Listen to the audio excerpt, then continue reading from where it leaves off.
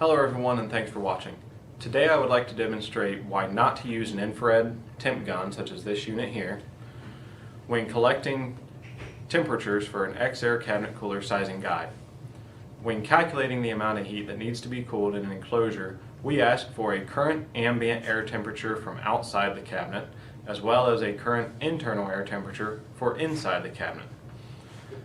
These air temps can easily be taken by using a simple desktop thermometer like this unit here. Right now we're monitoring our current external temp, or for the internal temperature today I'm going to be using an EXAIR electronic temperature control unit, which reads through a small thermocouple wire that is suspended inside the cabinet.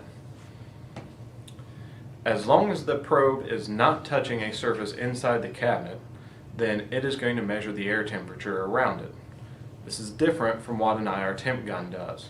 An IR temp gun, like this unit, is going to measure a surface temperature over an area that is specified by the distance from the target.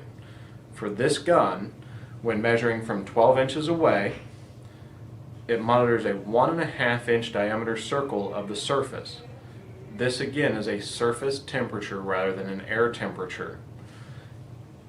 Now, I'm going to point the gun at the outside of the enclosure, and what it's going to happen is it's going to measure the surface temperature of the cabinet.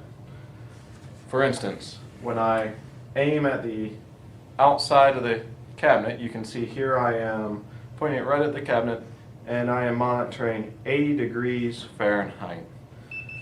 Our room air temperature is actually 77.5 degrees Fahrenheit, so there's a few temperature difference there.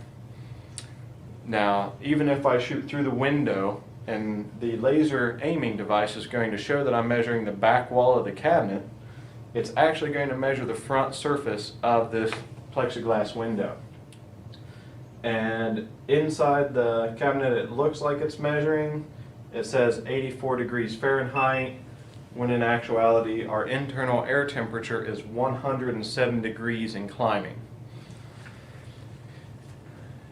Even if I was to open the door, I would still only be measuring surface temperatures from components, whatever I'm aiming it at, inside the cabinet. The best way to obtain the correct temperatures that we need to help size the correct cabinet cooler system is to use, again, an old-fashioned thermometer or something like the electronic temperature control unit. Something that an IR temp gun is useful for would be to scan the inside of your cabinet for the hottest point in the cabinet. This is going to show what your heat generating components are.